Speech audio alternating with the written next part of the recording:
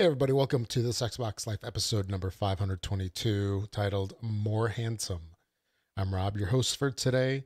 This is the show about Xbox gaming and whatever else we like to talk about, but primarily Xbox and gaming and other gaming systems and all that good stuff. You can listen to us live on Twitch, Mixer, and YouTube, typically on Sundays at 11 p.m. Eastern, 10 p.m. Central, although it is now Tuesday at 10 p.m. Central. Had some personal things going on over the past 2 days. Could not get the recording out. But here we are, Tuesday, and we are live.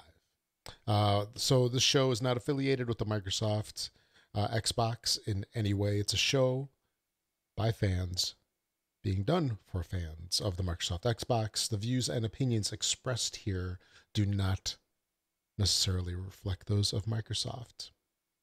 So not a whole lot going on news-wise this week here. So it looks like it's going to be a shorter show, and we'll get actually probably have another show out about 3-4 days after this one. So we'll see what the news is like even on that one there.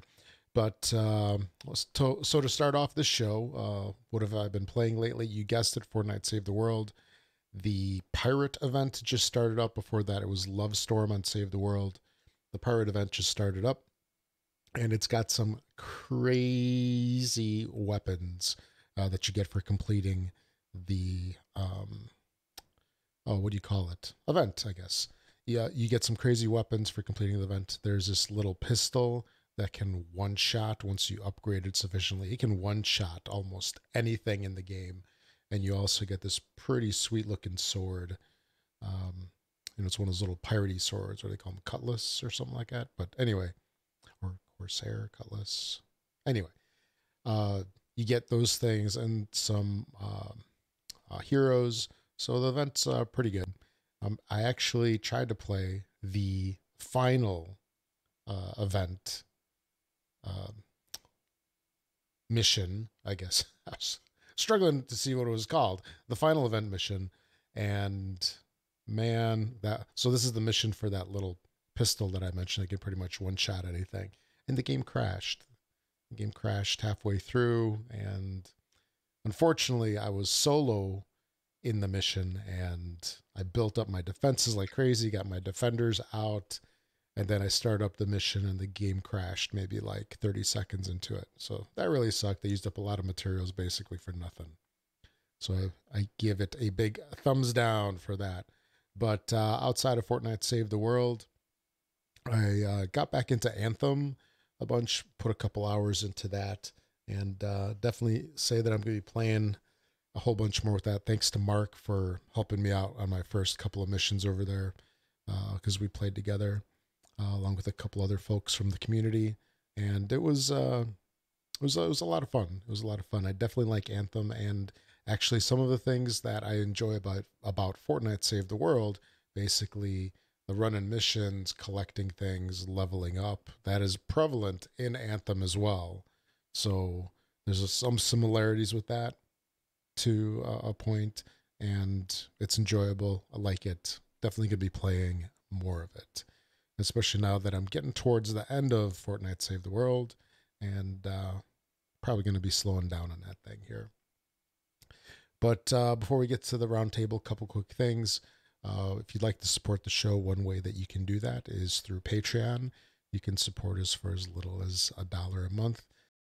It's not required, but if you get something out of the show, on a weekly basis, monthly basis, or whatever, feel free to support us through there, help defray some of the server costs and all that other good stuff. Also, if you can leave us a tip at thisxboxlife.com/donate. That's a one-time tip through there. And also, don't forget to subscribe and like us on Twitch, Mixer, and YouTube. So a couple things here. Again, not a whole lot going on this past week that I really wanted to talk about here. So first off, we've got yet another new console.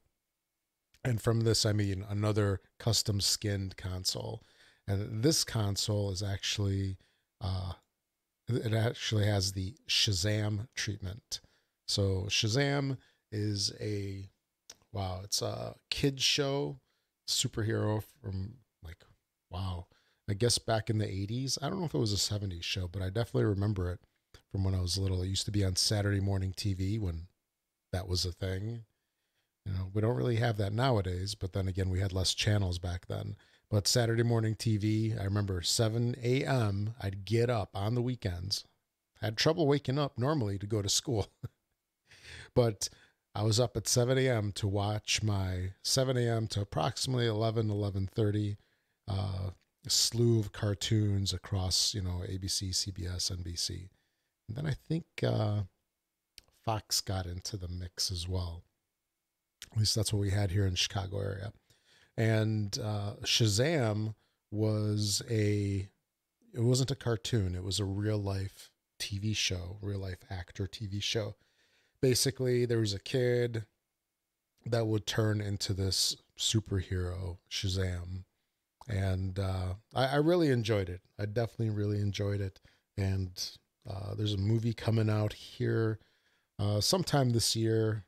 I don't remember exactly when it's coming out. Let me see if I can see that. Possibly in wait, it's in theaters in April 5th. So that's this week actually. But this console here has the Shazam treatment. So Shazam has this lightning bolt on his chest, and that is on the top of the console. It's and the controller has like all this, I think it looks like gold treatment on it. It looks really cool. Out of all of the ones that I've had lately, I think this is one of the nicest ones. At least I enjoy it. You definitely don't want to have anything on top of it to hide that big Shazam logo. But in order to enter this contest, you have to, and Microsoft is the one that's giving this away. They're giving away 2 of these consoles, and you have to do something to be part of it. The contest is called Be a Gaming Superhero. So the contest runs until April 9th. Other prizes include 12-month memberships to Game Pass, of course. And in order to enter the contest, they say you should tell Xbox through the official Xbox Twitter, Instagram, and Facebook page what superpower you would like or you think your best friend should have. So I guess this was a question that was done in the movie. So again, through the official Xbox Twitter, Instagram, and Facebook, answer what superpower you think your best friend should have. And then, in addition to this, looks like there's going to be Shazam-themed avatars available to all players through the end of July. So that's pretty cool. It's a pretty sweet-looking console. And it's interesting that with this generation, at least now, a couple years in, 5 years in, 6 years into the generation, we're really not getting as many purchasable Xbox consoles. They just make a couple of these custom ones and then they give them away, or they just do something where it's not available to the masses, like how we used to have like the Gears, or even we had the special Minecraft one, right? From I think it was a Target exclusive, and the Target or the Minecraft one had a pretty cool skin. It had a creeper controller, if I remember right. So that was pretty cool, that whole console, and this one looks cool. But the ones that you can buy are pretty much the plain Jane white Xbox One S and the black X. But yeah, definitely check this out if you get a chance. If you haven't seen it already, it's a pretty sweet looking console. One of the favorite games of the show, like, includes myself and the other hosts, it's always been Burnout. So across the years, Burnout's been a whole lot of fun. And coming real soon now is the spiritual successor of Burnout called Dangerous Driving. So this game is going to be coming out later this month on the 9th, which is next Tuesday. So it's a week away from when I'm recording this. And um, the the game is built basically. It's built by the studio is Three Fields Entertainment, and it's done by basically the same people that were behind the Burnout series, from what they say. And they announced the different game modes that they're going to have, because it looks like there's what, 9 different game modes, looks like here. So as you go through these different game modes and 30 different courses, which is quite a bit actually, here are the game modes that you can have. So there's race, which is a takedown based race against 5 AI opponents. Players fight to be first. Dangerous and aggressive driving, near misses, drifting, driving in oncoming traffic, near misses, and battling all earn boosts, allowing players to go even faster. Next mode is Heat Wave. Now, this is a race that's focused on speed. Takedowns are not active, so players must rely on their racing skills. Dropping a whole boost bar in one go refills the boost, called a heat wave, allowing players to chain these together. Next mode here is called Face Off. One-on-one events against a rival to win their car. The rival is racing flat out, so the only way to win is to slow them down via takedowns while trying to avoid crashing. So that's kind of interesting. Then there's Shakedown, a fast lap against the clock. Medals are awarded based on just time. That's typical, I guess.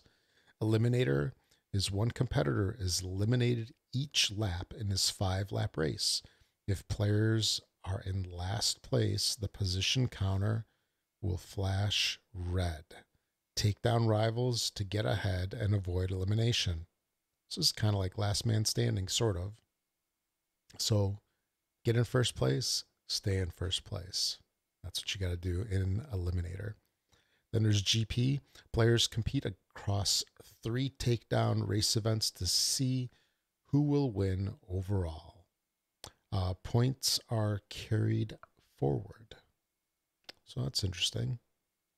Then there's Survival, a solo event where players race through a series of checkpoints. How long can players survive without crashing or running out of time? I think for me, I'll crash in the first turn. That's typically how I go. Too hot into the turn, can't make it through. All right, then there's Pursuit, to play as a police and take down targets before they escape. And lastly, Road Rage. Players must score as many takedowns as possible against the clock. So that's pretty cool. Way to mix up some of the driving there. So all those game modes across 30 tracks. And this game's going to be out on Xbox One and PS4 and PC next Tuesday. So this one here, knowing that it's the folks behind the Burnout series, for me, I'm pretty sure it's going to be a buy. I'd say 95% sure it's going to be a buy. We'll see what happens once the reviews come out to see if it's actually decent or if it was a disappointment like Gods was. So, and I passed on Gods. But all right, so that was Dangerous Driving. Looking forward to that one, definitely.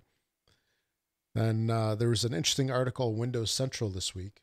It talked about the new upcoming Xbox One S all digital.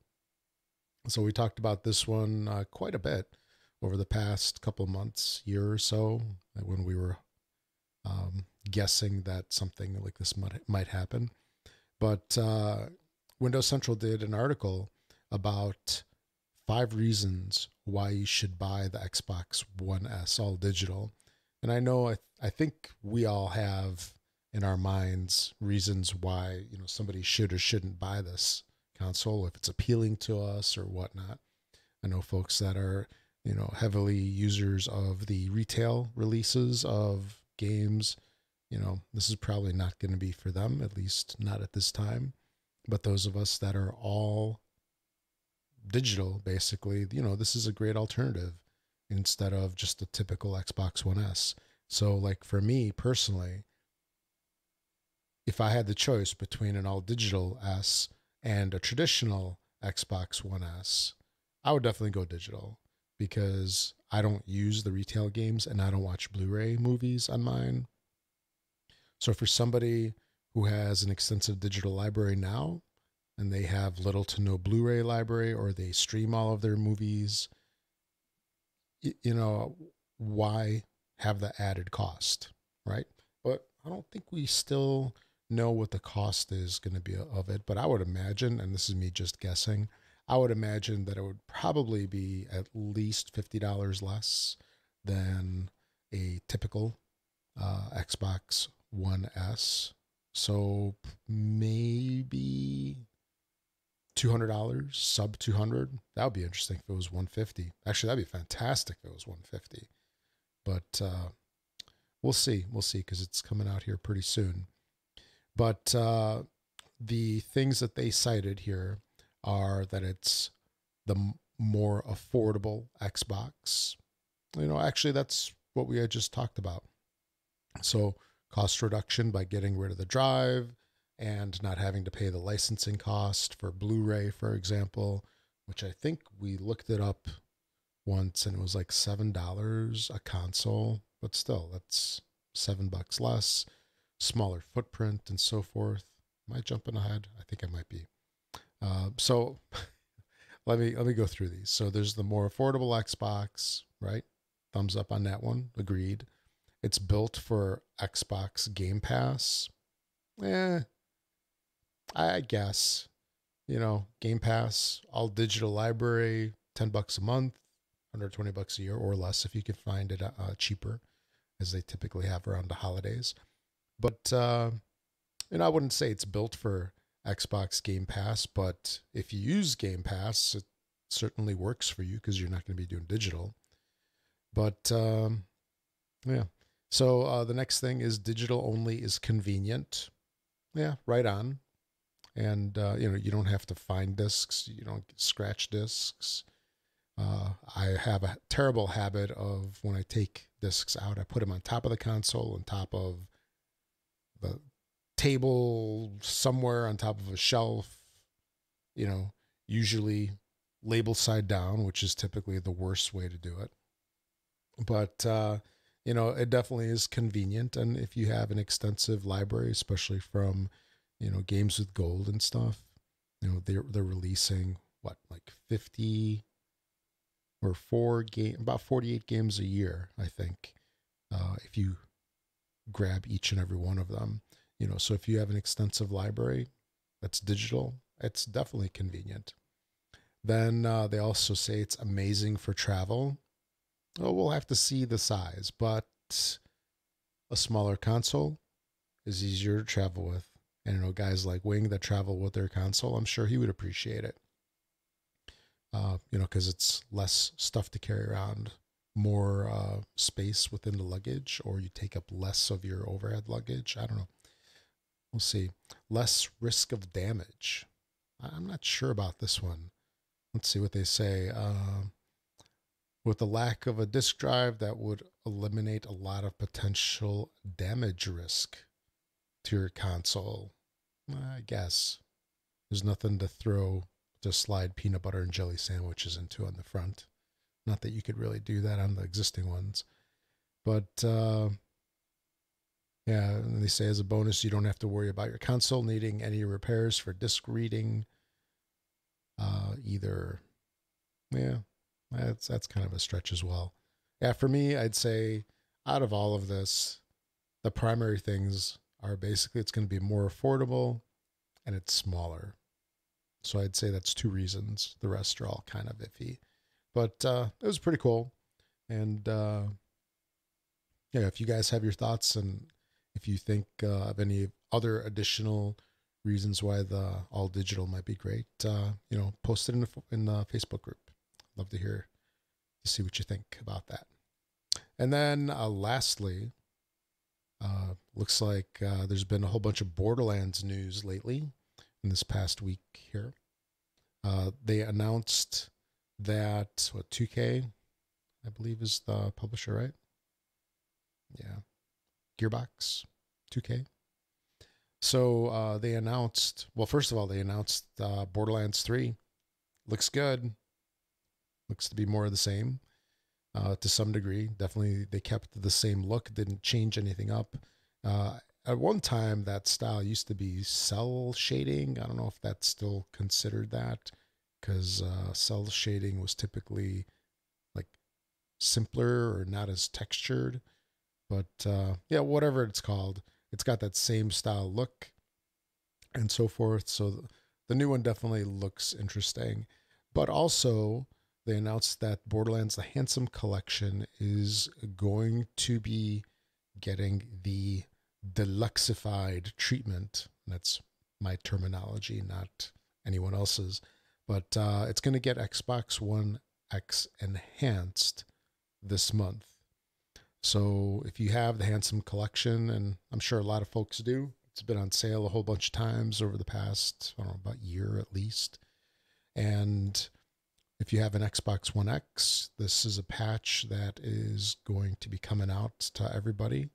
And the 4K patch, they're saying, is going to allow the game to run at 4K at 60 frames per second.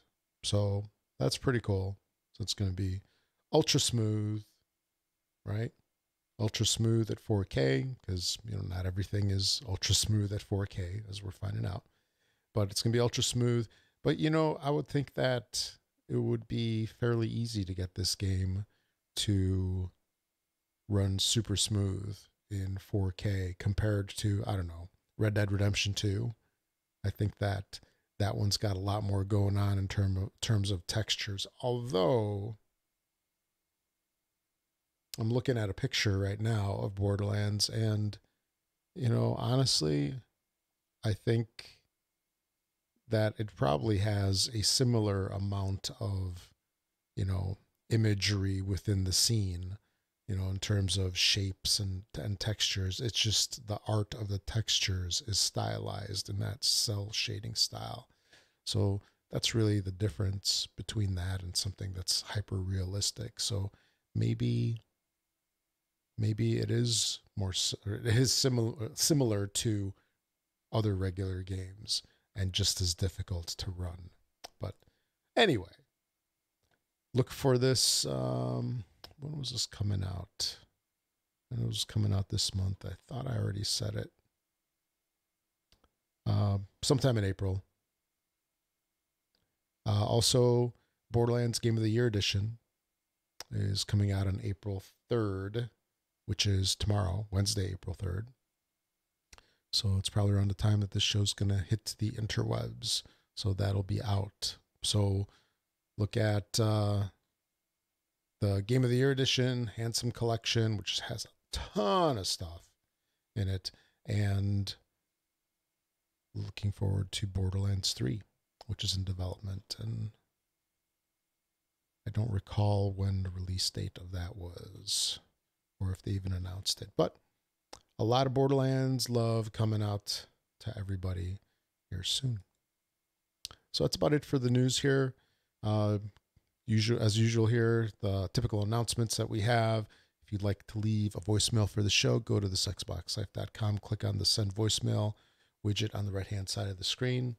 You can leave a recording up to 90 seconds. If you need to speak longer, leave multiples, or send an MP3 recording of yourself to contact@thisxboxlife.com, and we'll play it on the show. We also have a Twitter account at thisxboxlife.com/Twitter. Also, join our Facebook group if you're not a member of it. That's at thisxboxlife.com/Facebook, or you can just search for it on Facebook itself. This Xbox Life is the name of the group. If you are not a member currently and would like to join, when you join, you have to answer 2 simple questions, answer the questions to get membership. No questions, no entry. That's simple. The group is closed just because we get a lot of spammers And I mean, it's right there. Answer the questions. It's surprising how many people don't do that. But anyway, questions are super easy. And, come on and join us. It's good discussion on there and other great content, including the show. All right, now on to the retail releases for this week. Okay, Rob, what you got for us today? What you got for us to play? Give us a list of games that we can buy and play. Okay, Rob. All right, retail releases for the week of April 2nd. That's today through the 5th, which I believe is Friday. Let me check. Yep. Yeah, Tuesday through Friday of this week, first week of April. We have on today released Far Lone Sales. This is kind of a strange game. I played this a little bit on PC when it first came out, I don't know, about a year or two ago. It's really strange, and I don't know how to describe it. You've got this big vehicle of sorts that kind of looks like it's driving through a lake bed, like a dried out lake bed or something like that, and you're picking up materials to, move your vehicle craft along. And it's really strange. It's really well done, but it's really strange. Check out some videos on it. All right, and then also released today was Anger Force Reloaded. Coming out tomorrow, April 3rd, Zakaria Pinball, Bow to Blood, Last Captain Standing. And on Friday, we have Frayne Dragon's Odyssey, Smoot's World Cup Tennis, Modern Tales Age of Invention, and Royal Roads. And I don't think any of these here get the Xbox One X treatment. Yep, nothing. They're all just regular Xbox goodness. And that's about it. Not a whole lot coming out this week. And then for games with gold, what were they? I just did a little switcheroo here the other day. The carryover for Xbox One, the carryover from March. So this is going through April 15th, that dreaded day here in the U.S., tax day. We have Plants vs. Zombies Garden Warfare 2. Then also we have new to the scene, Technomancer. That is the game throughout all of April. So that's going to the end of April. On Xbox 360 and back compat, we have Star Wars Battlefront 2 Classic. So that is the old game. So very cool. And there's a really good one coming out at the end of the month, second half of the month. It's GRAW 2. That's Tom Clancy's Ghost Recon Advanced Warfighter 2. Looking forward to that one. I haven't played that one in forever. So that's it for back compat. And then if you make any purchases on Amazon, a great way to support the show is to use our affiliate link. You can find that on the Facebook group and on the webpage on this Xbox Life homepage. Click on Amazon, it takes you to a landing page, and then click either US or UK stores in there. Any purchases that you make using our affiliate link don't cost you anything extra, but we get a little finder's fee for sending you their way. So that's a great way to support the show. You do that each and every time you make your purchases on Amazon, because that affiliate link only lasts a short time, less than 24 hours, or until you click somebody else's link.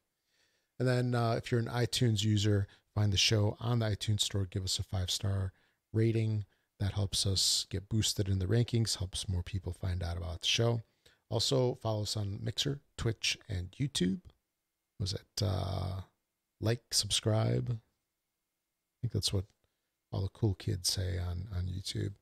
And then, as usual, thanks to Learned Your Lesson for the music. So that's about it for this relatively short show. Actually, it was a little longer than I expected. A little bit over half an hour. But thanks for joining me yet again. And that's it. I'm Rob, also known as Presar. Thanks for listening, everybody. Catch you all next week for episode 523.